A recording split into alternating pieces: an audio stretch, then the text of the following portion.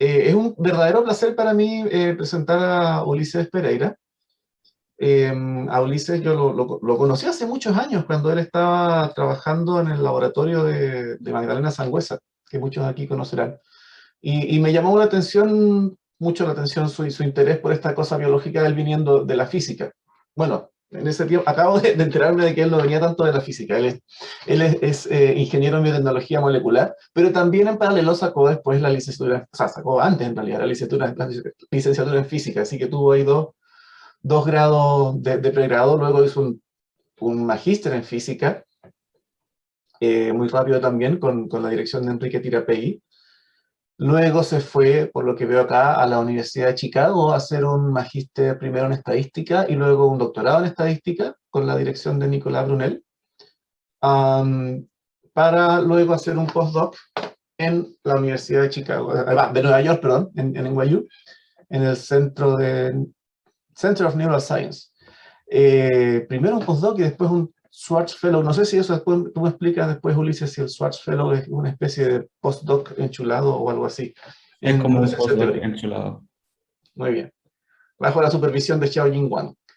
Debo decir, a mí, Nicolás Brunel, Xiaojing Wang son personajes que respeto mucho de lo lejos, porque siempre leo sus papers. Y para mí son grandes referentes, por lo menos de las cosas que me gusta leer en la buena ciencia. Así que muy feliz de tenerte acá, Ulises, que nos cuentes lo que has estado haciendo. También Ulises me pidió si podía hacer la charla en inglés, porque se le complica mucho de repente las cosas en español, pero lo pueden interrumpir, por supuesto, o después hacer la pregunta en español completamente. Claro.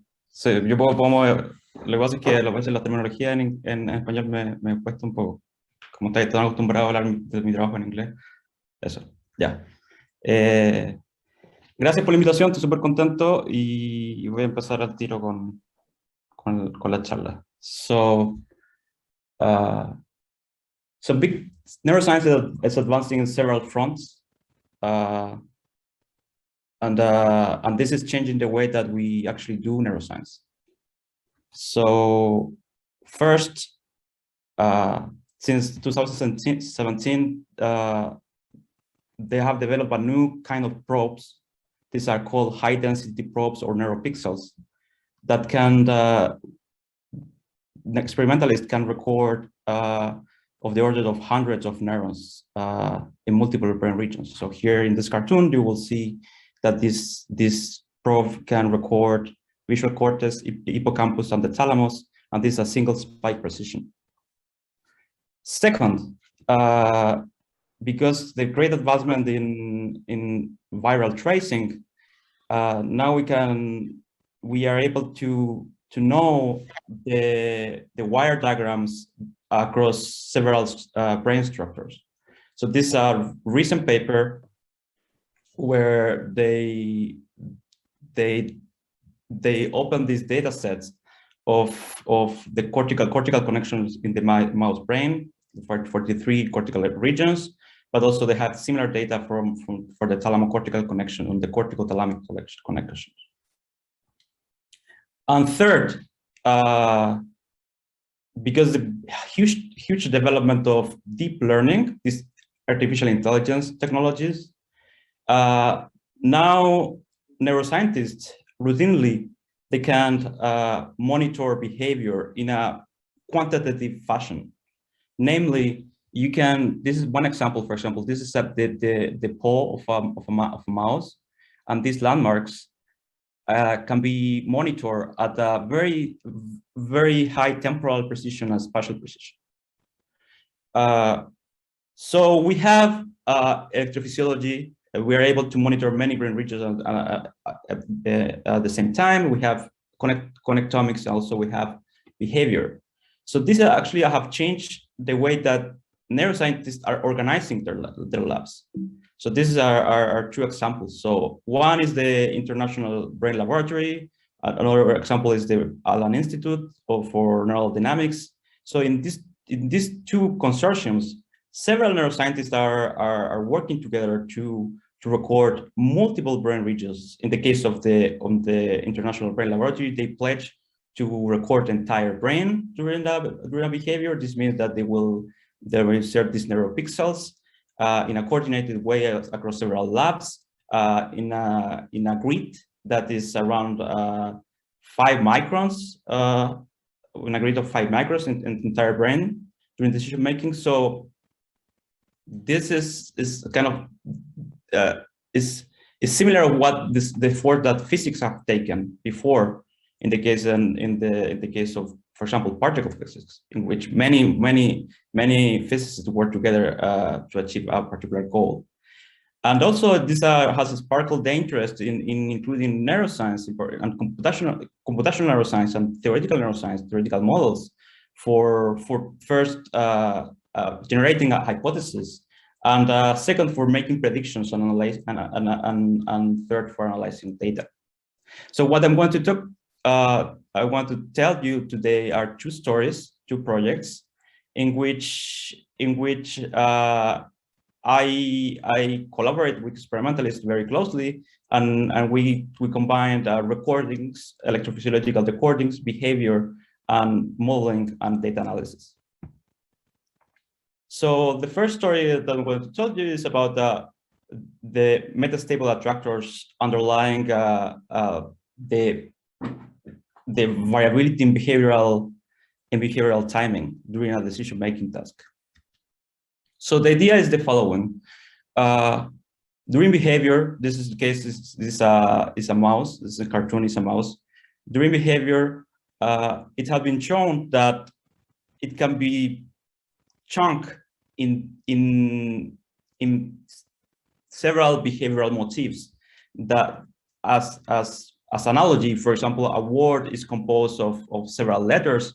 So in this case, it has been shown, it's kind of very nice paper, that behavior of a mouse can be decomposed in these motifs, for example, the walk motif, the pose motif, and the standing motif. And these have been done with machine vision. So they record the behavior of the mouse, and then they find these motifs that are repeated across several types of behavior. So the idea is that there is this motif that there is this sequence of behavioral motifs that compose a more complex behavior. So we were interested in what are the neural mechanisms that give rise to this sequence of behavioral motifs. And for that, we collaborated with a group in Portugal, with Seminarios group. And they were studying a behavior in which you have a rat here, and the rat poking in a port, and then they have to wait for a tone, and then after this tone, the rat can do two things. It can wait and be patient, and then poke out, and then get a water reward. These are water-deprived animals, so we'll get a water reward, and this will be a big reward. Or can be patient and can go right away to the next port and then get a small reward. So just keep in mind that the same sequence of event happen in both patient and impatient in trials. So they recorded the motor cortex in the rat, and this one example. These are spikes of one trial, and one thing that we started to do is to test this hypothesis is to analyze their data, and we use a method called hidden Markov models. I won't go into the details because this is kind of a more general talk, but the underlying idea is that you have a Markov process of several states, and if you have the neural recordings, you infer the transition between states. And what we found in using this data analysis method, and we contrasted with different methods that are more continuous ones. But in general, what we found is that the activity motor cortex is composed by a sequence of different activity patterns. So, for example, this here in orange, you see one activity pattern, then come poking, and then another different activity pattern, and so on and so forth. So these color traces represent the inference of these different patterns of activity using this hidden Markov model inference method. So when we want to look at the particular session, what we see is that the order of the sequence in neural activity, this is not behavior, it's just neural activity, the order of the sequence is very conserved. As you see here, for example, the colors are the order of the colors that represent different states are conserved. However, when we go to look at the dwell times, the time that the neural activity is spent in these states is highly variable. This is kind of the distribution is right skew, is close to kind of a log normal distribution. So it's very variable, the time that they spend in these states. So again, they have this lexical order, the order of the patterns is conserved across this task, but the variability is very high.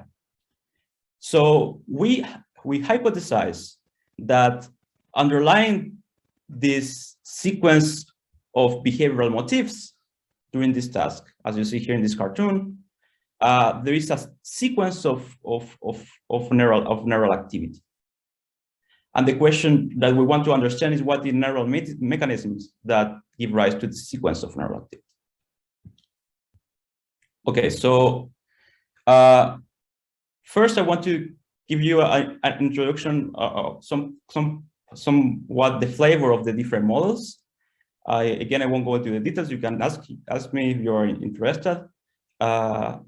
And the idea is that we model motor cortex as a neural network, as a recurrent network of rate networks. This means that the variable that we model is the fine rates, and this will be this a nonlinear equation, as you see here. This is a very condensed form of this equation, and first we want to understand how we can get this type of sequences. So it is known that when the recurrent connectivity, the connectivity of a model of a cortical circuit is symmetric and strong, this will lead to a strong feedback loops, and these feedback loops will lead to what called are attractors. So an attractor is a steady state in the dynamics of a network, and here are represented by these points. And it means that if neural dynamics is in a different state, these attractors, then the neural dynamics will transiently go towards this basin of attraction, and then will land in this attractor that is a steady state. So attractor, it doesn't mean that there is no activity, because these are rate models, so their firing rates are different than zero, so there are spikes. But it means that the firing rates are constant. So if we model this type of network, what we see is that in an attractor scenario is that the firing rate here, as you see in this simulation of a network, the firing rates are constant in time. This is what we mean with attractors. Okay, so the second term that also we add to this model is an asymmetric term.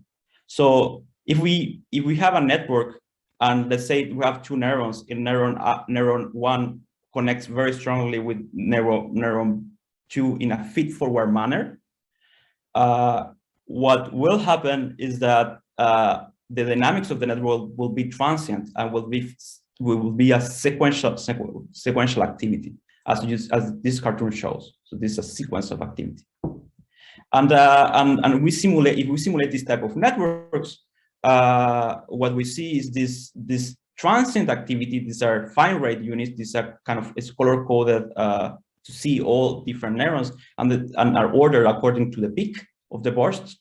And you see that in this network model, you see this type of sequential activity that is fairly fast, and is transient.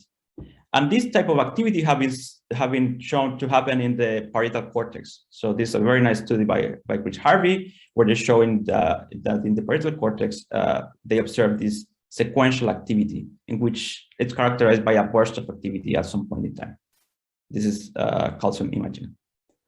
So, but these sequences are very fast and very are stereotyped. So are quite different at what we see in motor cortex, in which the sequence of activity is conserved, the sequence of states, but the dwell times, the time on which state the network dynamics in each unit state is variable. So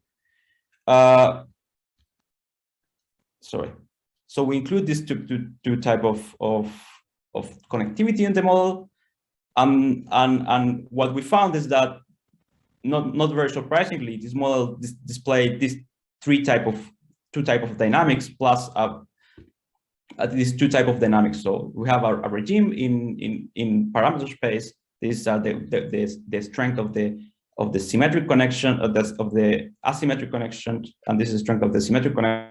So in the space of parameters, we see that we can find sequences of activity or attractors.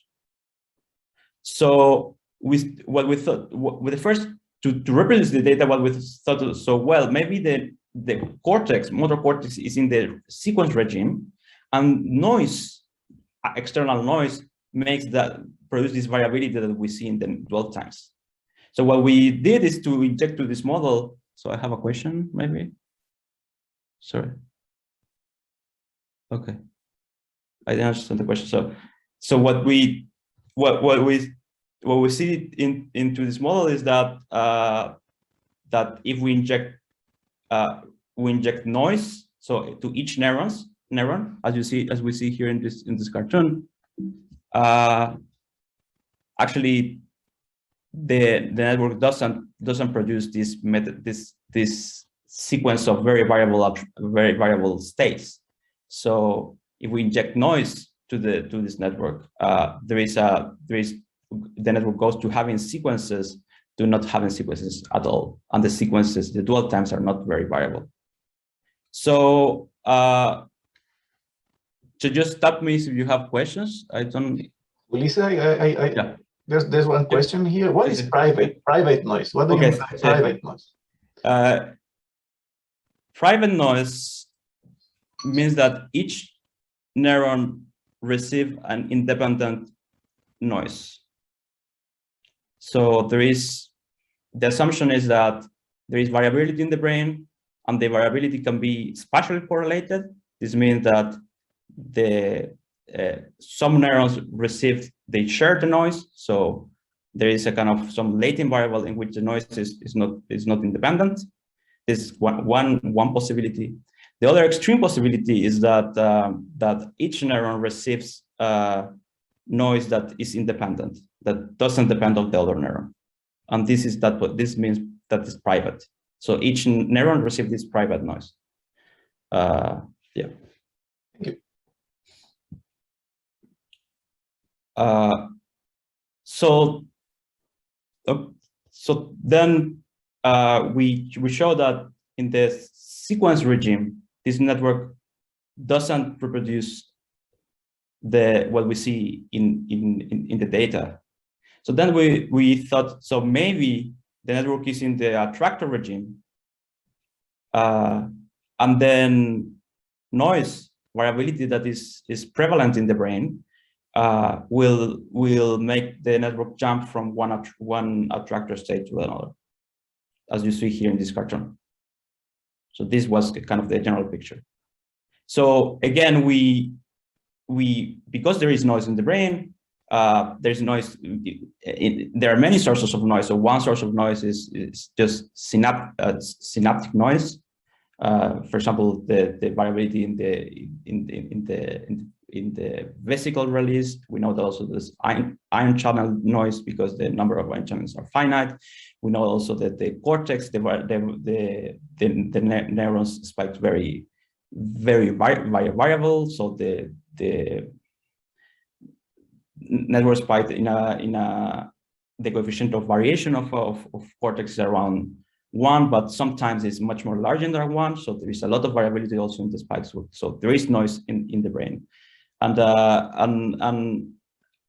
we assume that there is this noise was didn't have any structure. It was just each neuron receive a private noise, a noise that is independent to each other nerve, to a different neurons.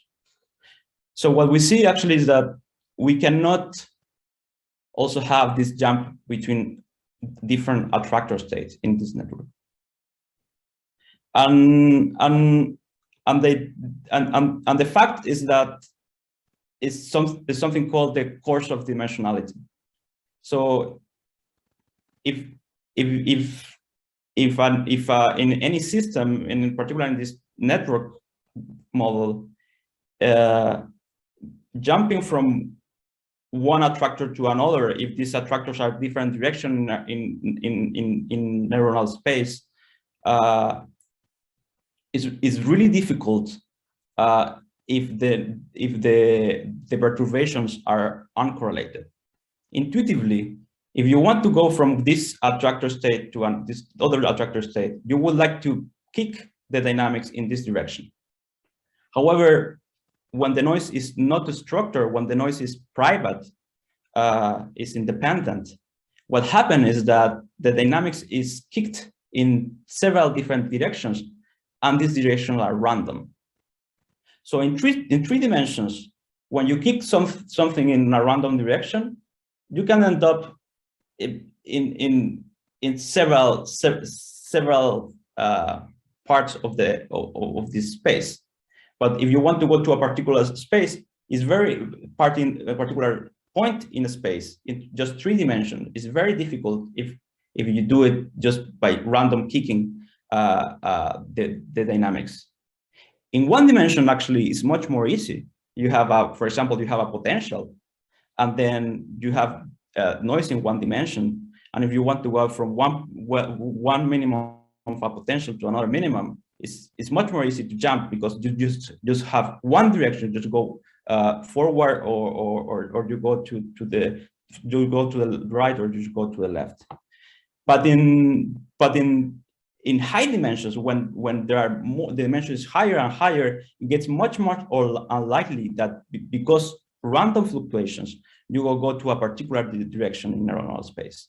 And this is the reason why, even if we inject very strong independent noise, we cannot jump from one attractor state to another. So we thought, well, maybe if we include some correlated noise. I have to look for time. Okay, I'm fine with time. If we add some correlated noise term here in this network, and then I will talk about the biophysical meaning of this term. Just I will first, let's take it as a granted, just a phenomenological term. If we inject this noise term that is shared for all neurons, then we will be able to go from attractor to sequences and then go back. And then, because the noise is now correlated, it's not private, it's not independent, we will be able to go from one attractor to another. So actually, this is what it happened. So if we do that, if we now inject noise in the network that is correlated and actually also low dimensional, it means that the correlated covariance matrix of the noise is actually low dimensional. Then the noise will produce that the network goes from one attractor to another one, and the fluctuations in the network are aligned in the direction of the next attractor. So this model, yes, you have a question? Yes. Does it make any difference that the injected noise is multiplicative? No. But this is not we don't show it in this particular paper, but we have a kind of a follow-up in which show that the only what is needed is to have a low dimensional noise. So, but Ulises, it Yes. seems to me from the figure that maybe you have to kind of Which figure? right here, the previous one. Here Yeah. in that one.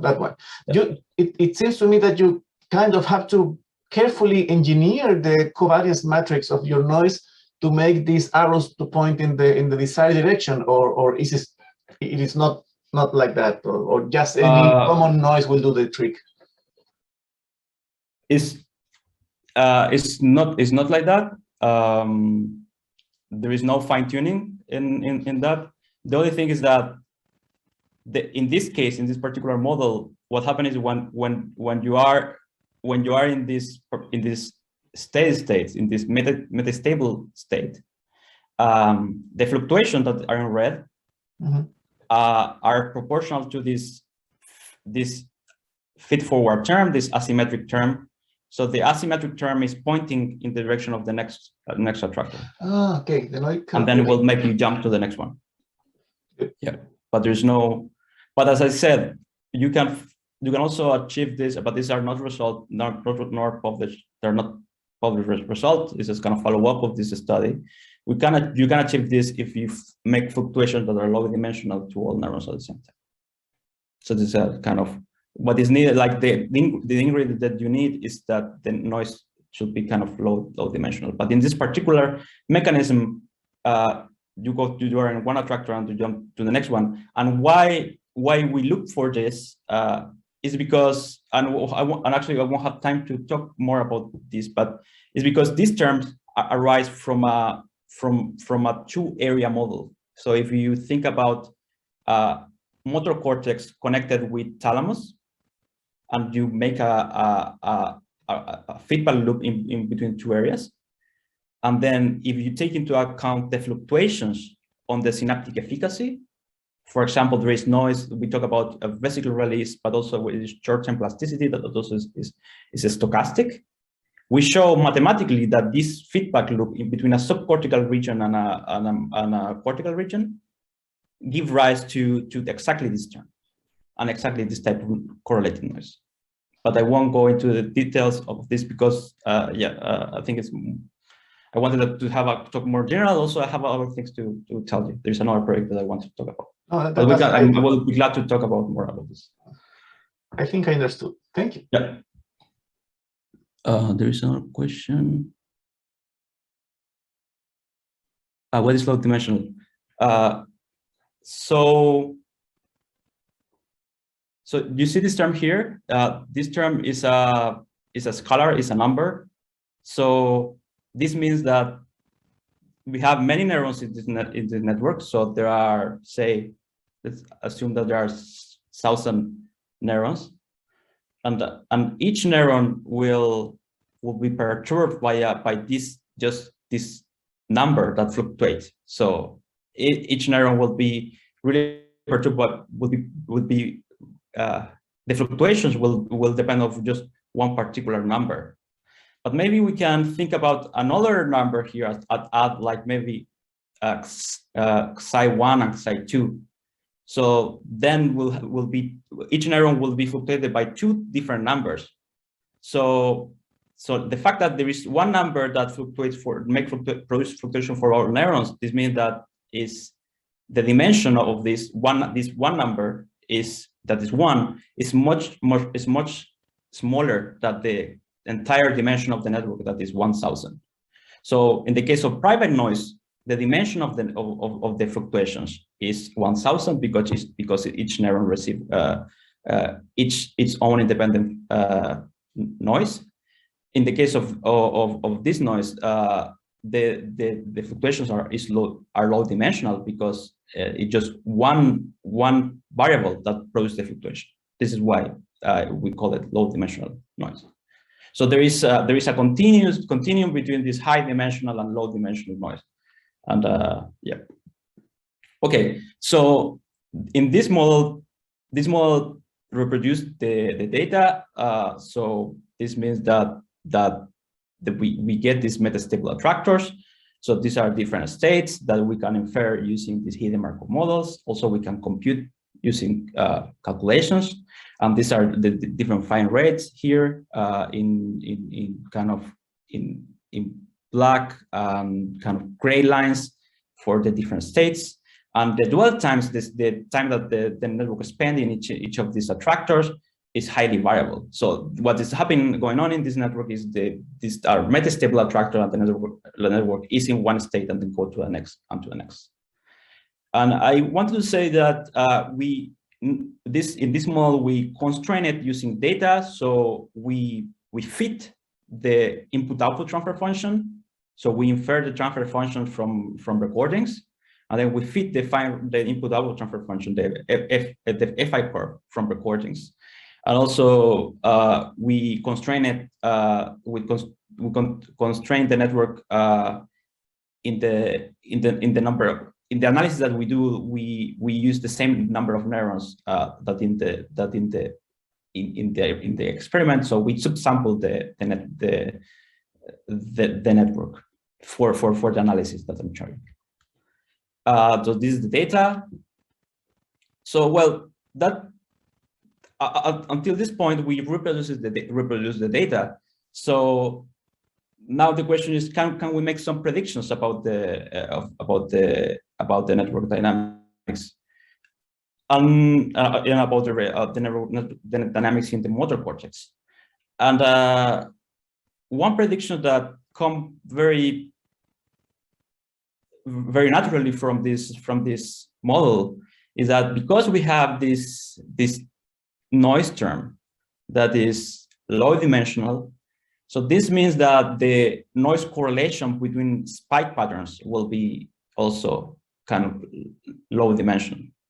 So what I mean with noise correlation? Well, the noise correlations is the correlation between spike trains. For a given input, let's say think about two different neurons. For a given input, this neuron produces spike trains, and the noise correlations is the correlation between these two neurons for a given input. So if we have, say, 10 neurons, we also can compute the correlation matrix of the spike trains, and then there are different possibilities. It means that if the neurons are, if the fluctuations in the neurons are independent, then the correlation matrix will just have entries in the diagonal. So this means that the neurons won't be correlated. The spike train won't be correlated. Now, if you have a network that is strongly connected, then these feedback loops will produce that neurons will be likely to be correlated. For example, let's take two different neurons, and these neurons are very strongly connected, and then the fluctuation in the spike trains, if one neuron spikes, they will be much more likely that the other neuron that is connected spike. So then the correlation between neurons will be high. And then we have a network that is recurrent connected through this. Then then we will see that we have terms in which the correlation of some neurons are large. So the prediction of this model is that the noise correlations that we see in the spike trains are actually low dimensional, because the fluctuations are low dimensional, and this term here is a multiplicative term that also is proportional to the connections. So this multiplicative term that is proportional to the asymmetric connections, and also is driven by this low dimensional noise, will lead to the fluctuation to be highly correlated, and actually the prediction is the fluctuation will be low dimensional. So we want to look at the data. So we pick one state, let's say this red state, and then we compute the noise correlation matrix. So this is a matrix, and then we did some sort of dimensionality reduction in which so if we have a covariance matrix, you can compute the principal component. This means that they are the strongest component of this matrix, and then we found that actually the covariance matrix is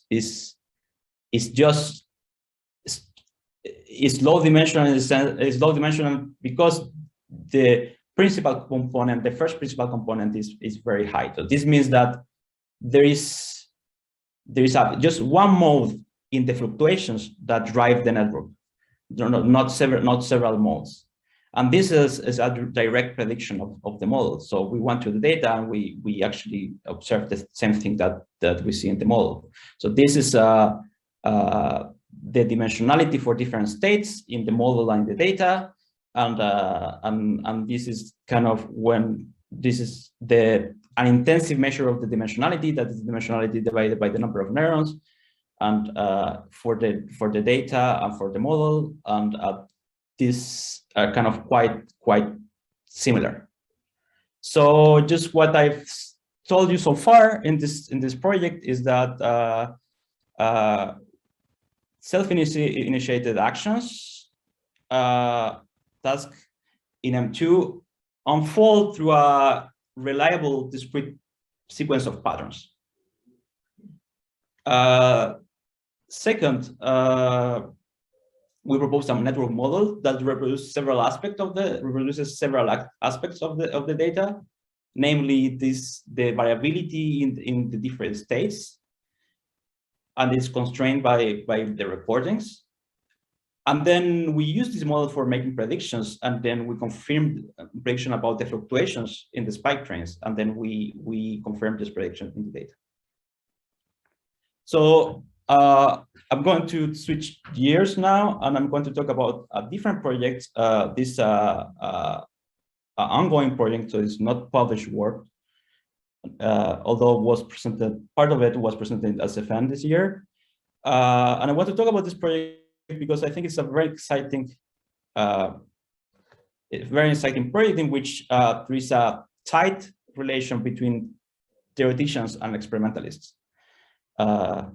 So in this project, we are interested in understanding what are the neural mechanisms underlying the maintenance of action value and the reward-dependent update. So let me unpack this.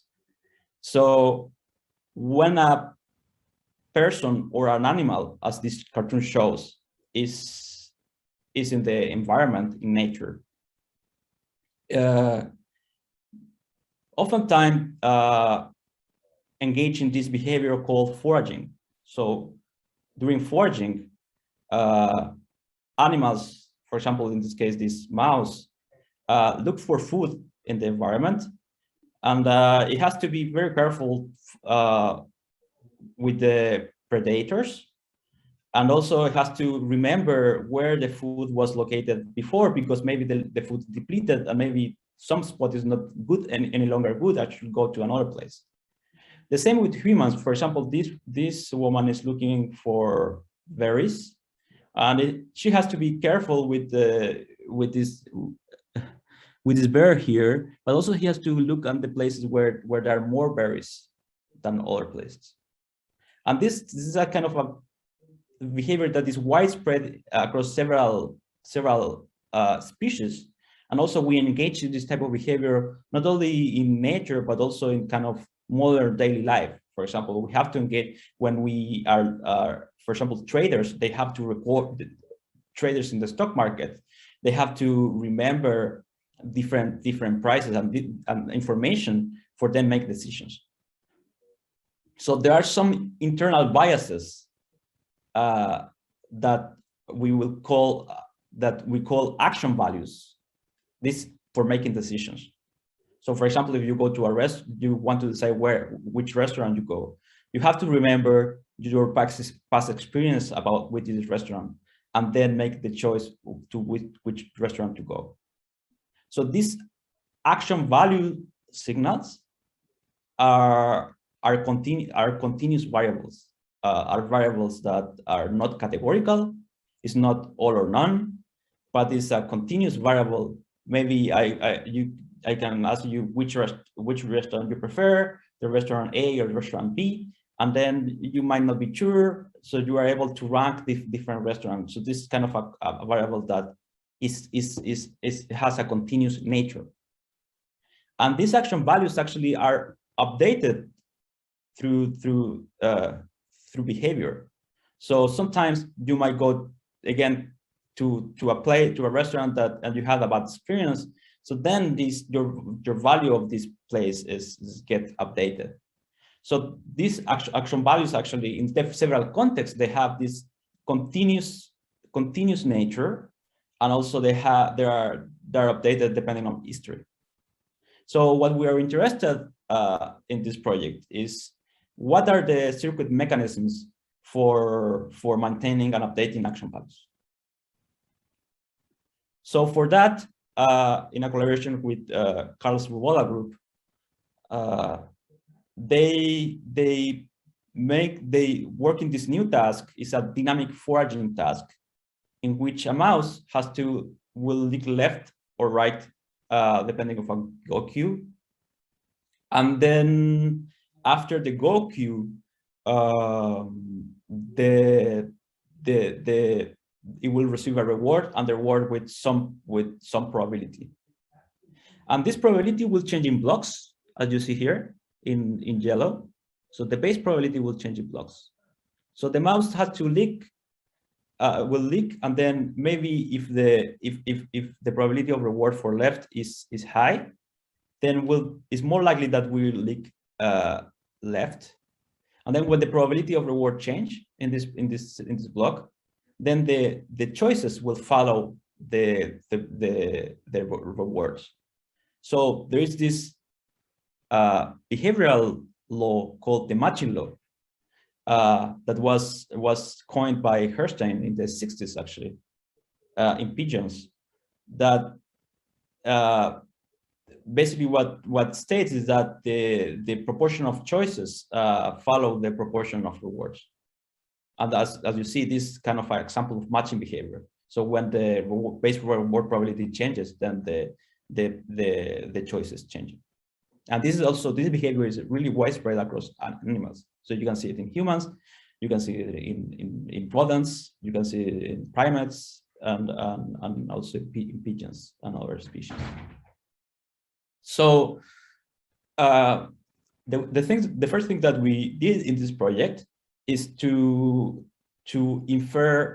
use the behavior for inferring these action value variables.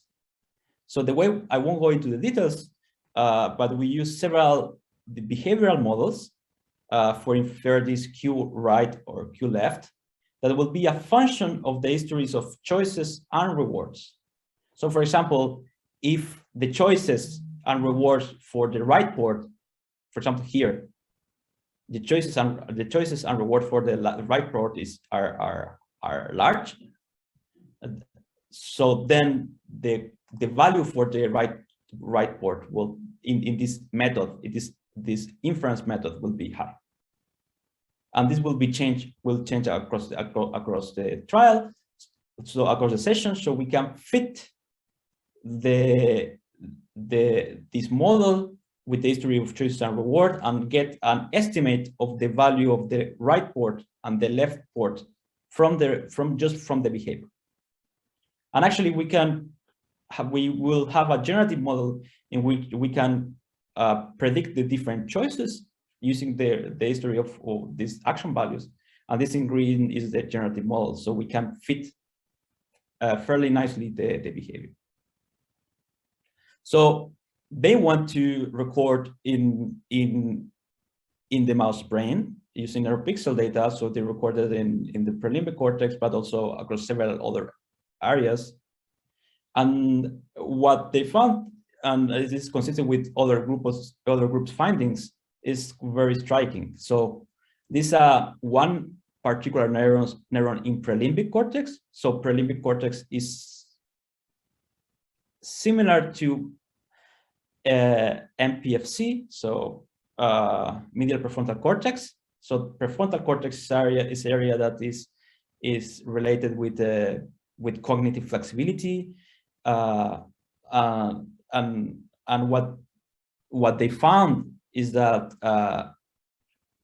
the fine rate of neurons, this C-score fine rate of neurons in the prelimbic cortex, follow this value across the session. So these are trial numbers, and you see that the fine rate follow the value across session. very tightly, actually. And then we want to look to particular neurons in this experiment. And these neurons show this persistent activity during the intertrial interval that is proportional to the value, this value signal. So I want to point out that this is around 4 seconds. The median of the intertrial interval is around 4 seconds. And the time scale of a single neuron is around 20 milliseconds. So this persistent activity is order of magnitude larger than the time scales of a single neuron. So this point out that this is a kind of network mechanism. Suggests that is a network mechanism. And when we want to look at the population activity of neurons in the prelimbic cortex, we also saw that they follow the persistent, which we saw that they have this persistent activity at the population level, and this activity is modulated by action value. So what we think is that, and several other groups think, the hypothesis is that the prelimbic cortex represent action value and then maintain action value for then make the subsequent choices. So this is the idea. And how they maintain it in a stable way in the persistent activity of some neurons in the prelimbic cortex. So it's kind of a short-term memory type of mechanism. So the question that we are interested in is, what is the actual mechanism? And I come up with these 2 different hypotheses, theoretical hypotheses. So one hypothesis is that action values are stored in the neural dynamics through an integrator. So action values, this signal that is analog signal, is integrated in neural space, but there is no changes in the synapses. So just get integrated in neural space, and maybe there is a slow drift in neural dynamics. But if, for example, neural activity it get shift in this action value axis, then neural activity will be maintained in this axis. So this actually will lead to this persistent representation of action value that we see in the prelimbic cortex. I want to also underline that this mechanism is not synaptic, it's purely neuronal. There is no change in the synapses here. On the other hand, there is this synaptic model in which now there are changes in the synapses that lead change in neural activity, and through synaptic plasticity that depend on reward, action value will be updated, as you see here in this cartoon. So both mechanisms will lead you to a stable representation of action value. And also I wanted to point out that this is reward prediction error so just as an aside, so reward prediction error is the difference between the reward and the average reward. So it has been shown in the ventral tegmental area is a midbrain area that innervates, sends dopaminergic projection to the basal ganglia, also to the prefrontal cortex in the case of primates, a little less in rodents. And this reward VTA neurons of the ventral tegmental area, they spike proportionally to this reward prediction error. So this is kind of a classic result already by Schultz, Peter Dayan, and others. So what we think is that this reward prediction error signal that might come from the midbrain, or might come actually from PTA or other region in the midbrain, send these signals to the prefrontal, through the prelimbic cortex, and then update action values. So this is kind of the hypothesis. So then what while we work in this project is to try to come up with experimental tests of these two theories. So again, so in these two theories, action values are encoded in these different axes in the case of a neural integrator. And then this will mean that for a neural circuit, reward prediction error should be in the direction of these two axes. On the other hand, in the synaptic model, action values are updated and depend on the change in the synaptic weights. So this means that will be some sort of plasticity in the recurrent connections of the prefrontal cortex. So this sort of plasticity here that will change the connections of neurons in the prelimbic cortex. So that I keep saying prefrontal cortex. In monkeys, it's prefrontal cortex. So the first, this is about the circular organization. So the first prediction about perturbation experiments is that when an optogenetic perturbation happen in this circuit and many neurons get perturbed, as you see here in this cartoon, then action value will get disrupted. But actually, the way in which the perturbation is aligned to the action value axis will control how much perturbed get the encoding of value. For example, in this case here, if the input to the network is aligned to the value axis, then the perturbation will really disrupt action value encoding. On the other hand, if there is a random perturbation in any direction in neurospace, then this network will be relatively robust to perturbation. Now, if we perturb all neurons at the same time, that is kind of, or shut down all neurons at the same time, that is similar to optogenetic perturbation, then value still will get perturbed.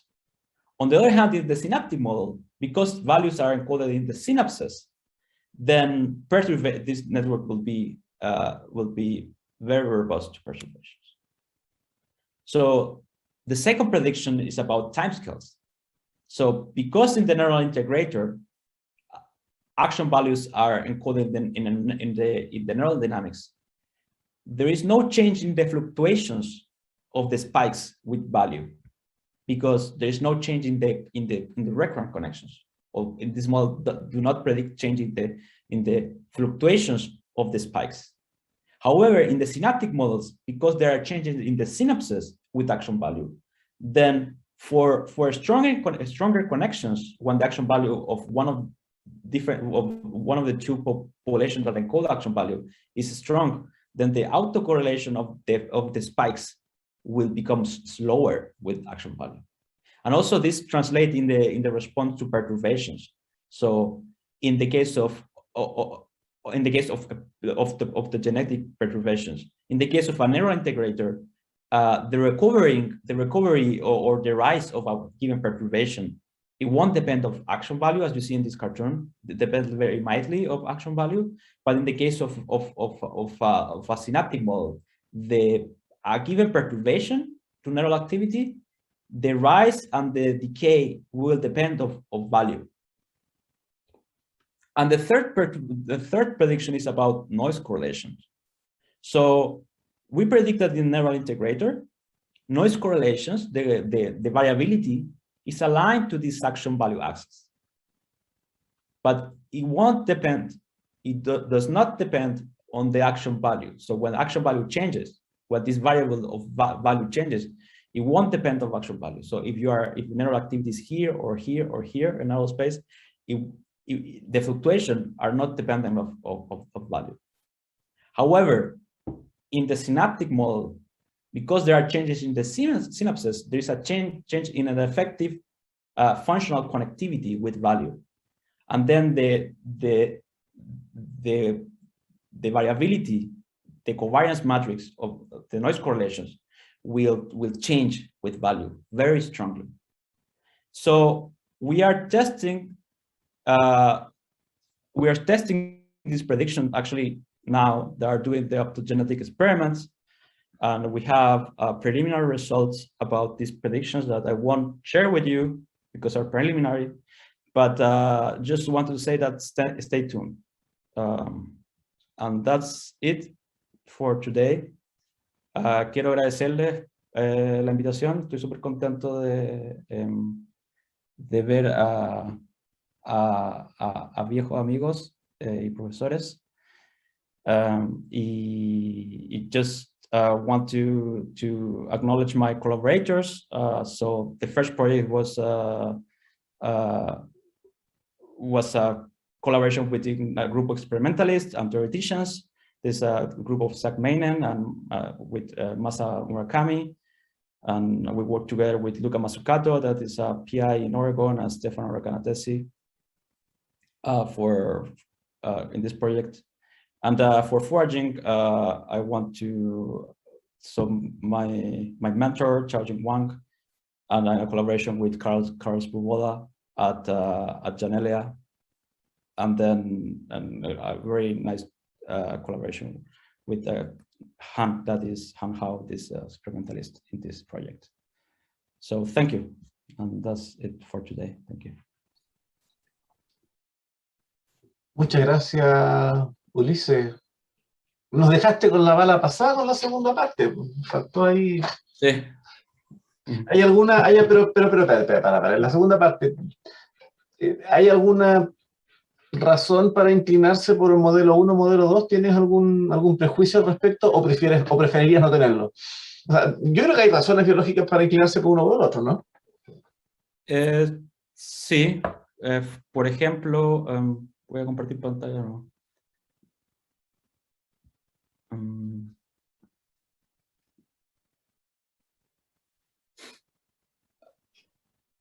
Una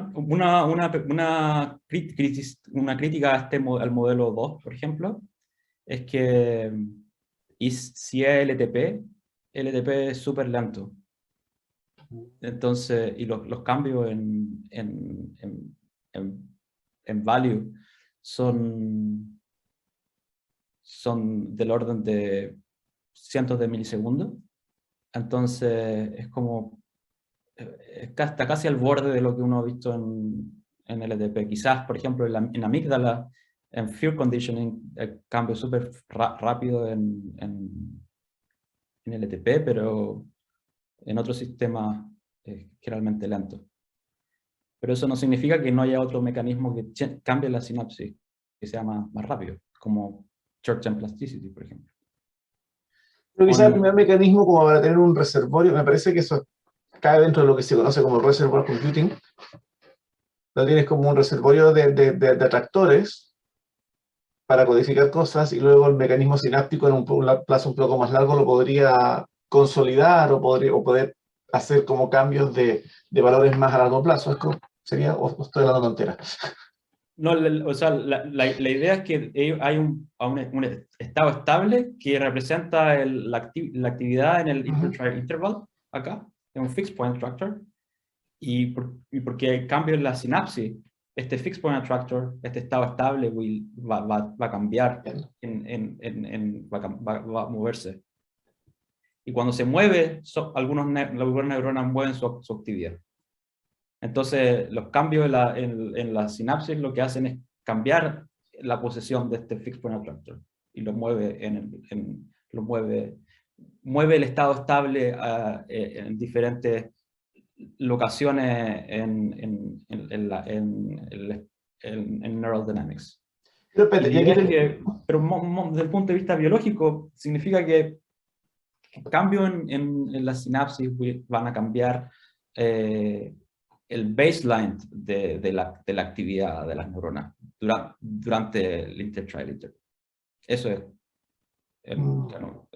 dicho de una manera biológica y más intuitiva. Bien, espérate, con esto termino de preguntar. En el primer caso, de alguna manera, lo que ocurre es que todos los atractores existen y conviven de alguna manera, aunque no sea una cosa tan parcelada como en tu primera parte de la presentación, sino como una especie de atractores continuos. Sí. ¿Cierto? Esa es la idea, como que conviven. Sí, esta es una idea, bastante, clásica, voy a compartir algo. Pues.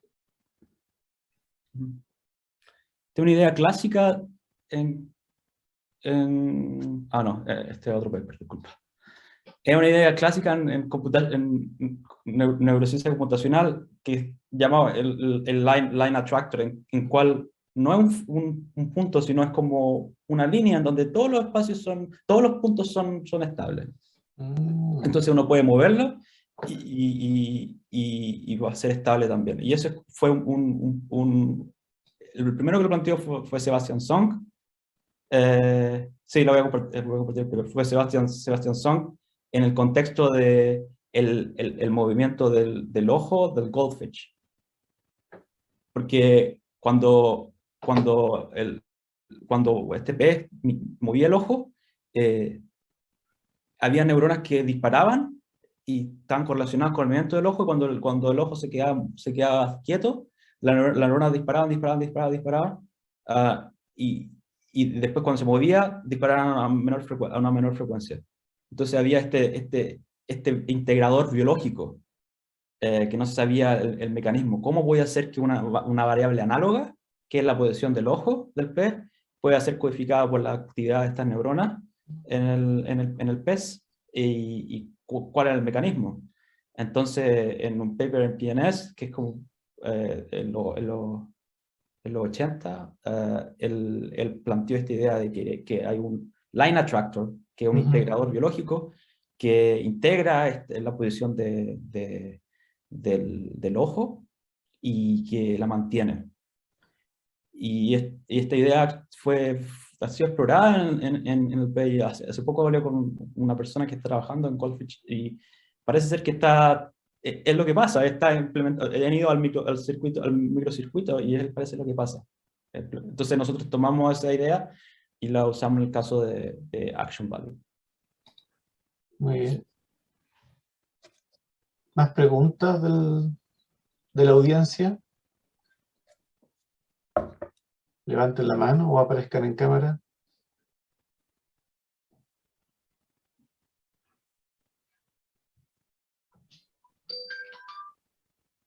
Yo soy. Hola. Hola. Gracias por la charla, estaba súper buena. Quería ver si entendí algo bien de la primera parte de tu charla, donde estabas explicando la ecuación. No sé si puedes poner como la ecuación que te he mostrado. Ya. Acá.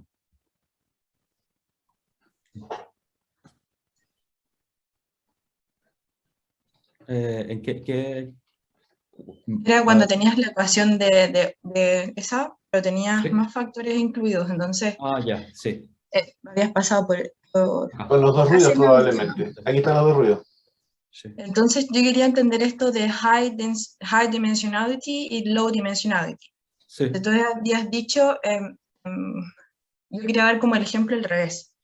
Tú tenías como el factor JF, que es menor, o sea que habría como, eso se relacionaría con menos correcciones recurrentes. Tú tendrías como una high dimensionality, ¿o no? Están estos dos tipos de conectividad. JF me refería yo. Sí, JS y JF. Y el factor JS, que es el simétrico, es este factor que son porque estos son patterns of activity, y lo que produce es que genera loops, porque es simétrico. Tú ves que acá mu y mu son lo mismo. Y este factor JF lo que hace en el fondo es generar que un patrón de actividad active a diferente patrón de actividad. Por eso se llama, es un término asimétrico, porque es mu más 1 y mu. Entonces, en este ruido que está acá, este factor JF está siendo perturbado por una variable que es de baja dimensionalidad, porque es una sola variable, es de dimensión 1.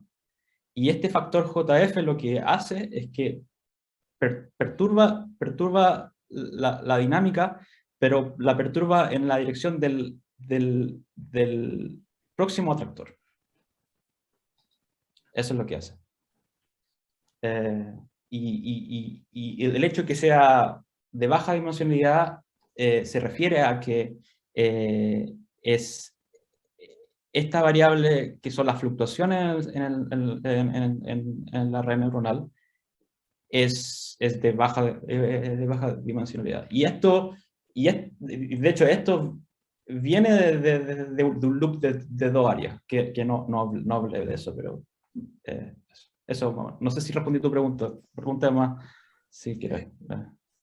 Creo que había entendido, no tan bien, pero creo que ahora entiendo un poco más. Entonces, el factor que estabas apuntando, no sé el nombre de esa letra como rara, sí. Que depende de las dimensionalidades, o sea, ese va a ser un factor importante. Ya, ese de ahí. Sí. Y el otro lo va a estar multiplicándolo solamente. Claro. De ahí. Es como, okay. Intuitivamente es como si uno está en un lugar con hartas montañas y también hay hartos valles, y este factor de ruido, que lo que hace es que en vez de tirarte a cualquier parte al azar, te va a tirar en la dirección del próximo atractor. ¿Por qué proporciona a este JF? Sí. Oye, ¿y si no fuera proporcional a la JF, si fuera un término totalmente aleatorio, pero que sea común para todas las neuronas? O sea, un término como un ruido aditivo, que tuviera un término que es común para todas, que igual es de baja dimensión, ¿no? Porque es un solo número para todas las neuronas, pero que no tenga nada que ver con JF. ¿Pasa algo? ¿Te sirve? Sí, o sea, nosotros estamos creando un paper acerca de las distintas posibilidades. Y lo que pasa es que cuando tú movís todas las neuronas al mismo tiempo, sin TJF, también hay transiciones. Hay transiciones. De hecho, uno puede, esto es como más técnico, pero uno puede, porque uno puede agregar este Z, pero puede pensar Z1, Z2, Z3, que son independientes, y de hecho nosotros calculamos cuál es la dimensionalidad del ruido que haga que no haya más transiciones. Pero lo interesante de este tipo de estructura de ruido es que viene naturalmente de un loop entre dos áreas. Okay. Y se sabe, y hace poco fue publicado un paper que muestra que este loop entre motor córtex y tálamo, en particular ventromedial tálamo, genera attractor dynamics en the two alternative force task, en un task diferente, pero que tiene que ver con iniciación motora, que es lo que estamos nosotros con generar acciones. Entonces, es interesante que cuando nosotros pensamos en este loop y lo integramos y hacemos un poco de matemática, lo que encontramos naturalmente es este término de acá. Eso no lo expliqué en la charla porque no tenía tanto tiempo, pero te lo puedo mandar podemos discutir después y te puedo mostrar eso. Sí. Ahí parece que había una pregunta que se arrepintió. Igual estamos como justo en el tiempo, pero hay tiempo para... Es cortita. Yeah. Sí. Súper buena presentación, gracias. Tengo una consulta. Ese loop que explica si se altera, entiendo que son la dinámica entre dos áreas cerebrales, ¿o no? Sí. Ya, ¿cuál sería el efecto de alterar ese loop, o sea, de alterar esa dinámica? Lo pregunto porque Se sabe que en algunas patologías se altera la dinámica entre las áreas, o por lo menos los estados en los que... ¿sí? Entonces, ¿qué pasa cuando se altera? No entiendo. Ya, déjame mostrarte algo.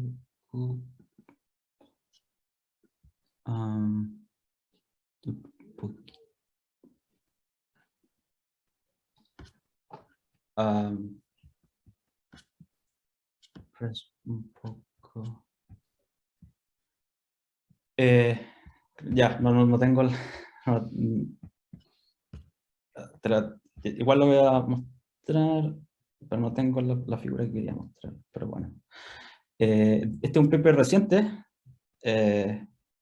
que lo que muestra en el fondo es que este loop entre motor cortex, que acá en esta figura está acá, y tálamo, genera atractores. Y lo que pasa es que es interesante tu pregunta, porque no solamente la corteza que genera este atractor que representa la actividad premotora, sino es la interacción en un loop entre córtex y ventromedial thalamus. Entonces, si lo que hicieron en otro estudio, antes de este, es que si perturban usando optogenética ventromedial thalamus o la corteza de manera independiente, esta actividad de atractores se ve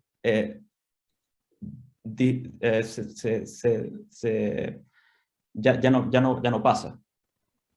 Entonces, lo que probaron, lo que se ve es que esta actividad de atractores es dependiente del loop, no solamente de una área particular, sino la interacción de dos áreas, de un área cortical y una subcortical.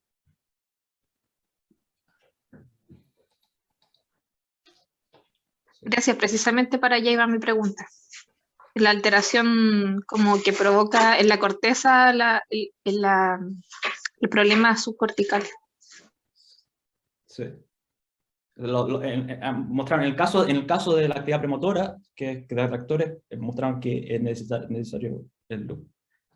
Y también interesante porque, como desde el punto de vista teórico, la mayoría de los modelos, hay excepciones obviamente, pero la mayoría de los modelos que nosotros como neurocientistas computacionales pensamos es usando una área con diferentes atractores. Pero lo que mostraron estos experimentalistas es que en realidad son necesarios la interacción de dos áreas. Interesante. Muy bien. Muchas gracias, Ulises. Súper bonita presentación, bonito trabajo. Y nada, pues nos estaremos viendo por ahí, supongo. Sí. Ya sea en persona o en el hiperespacio, como se pueda. Yo creo que voy a estar yendo a Chile en diciembre, así que si se puede visitar, sería interesante. No, nosotros felices de que vengas un día y a conversar. Por lo menos mi grupo va a estar ahí contento de que tengo una tarde conversando, o más. Por favor, sí. Ojalá que cuando venga avise. Ya pues. Ya. Listo, Chao, gracias a todos por aquí. Estoy súper contento de haber presentado mi trabajo acá. Muy bien. Gracias a todos y que tengan bonita tarde, bonito fin de semana. Chao, chao.